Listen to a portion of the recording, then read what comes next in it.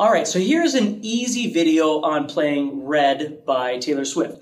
I'm capoed at the 4th fret, and let me just kind of show you what we're going to be doing here. Here's the intro, the sort of banjo intro there. What we're going to be doing is playing an F chord. We're going to pluck the 4th string, 3rd string, and 2nd string. Okay, so we can just do those. And then we're going to make an A minor chord and do those same 3 strings, 4, 3, and 2. And then we're actually going to go to a G chord by just taking the hand off entirely and plucking those same 3 strings. Okay, so all you really have to do in the beginning is just try and do this.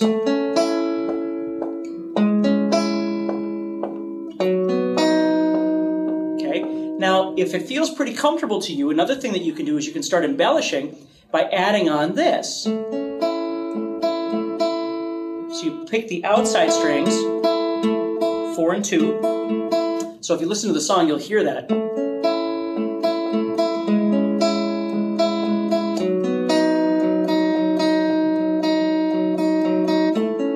Okay? You can just kind of have some fun with that as well.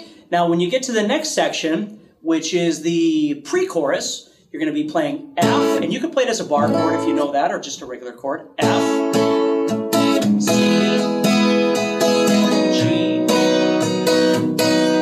time you go to F, but to A minor instead.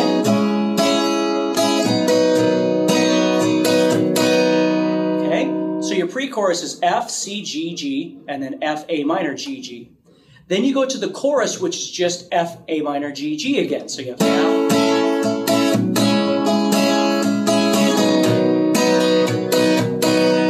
And again, if you can strum like I'm strumming, you just sort of make something up that sounds compatible. Don't strum them all, don't, because it sounds kind of silly. Try and make up a pattern that's comfortable for you.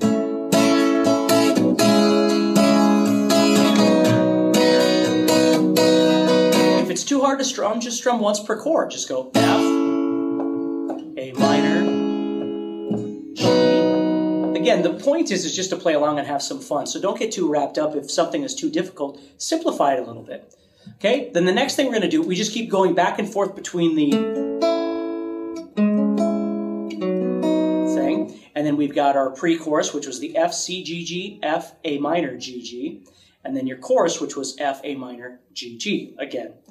The next part we get into is this little interlude where you're doing this. You're going to go F, G, A minor, G, C,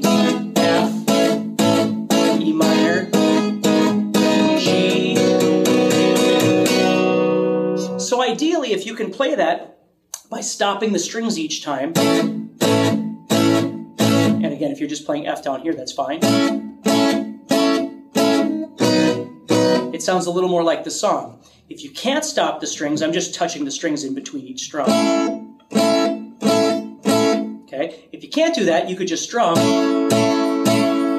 It won't have quite the same effect. And again, if that's too hard, just strum once per measure.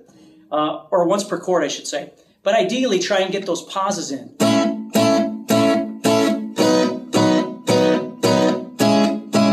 G and C, G, C are in the same measure. So you have F for 4 beats. Then you can write this down, of course. F to G, A minor, then G to C,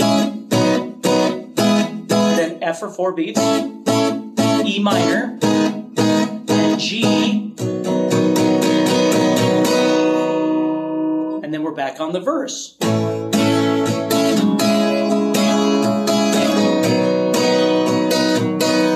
that's where the solo is.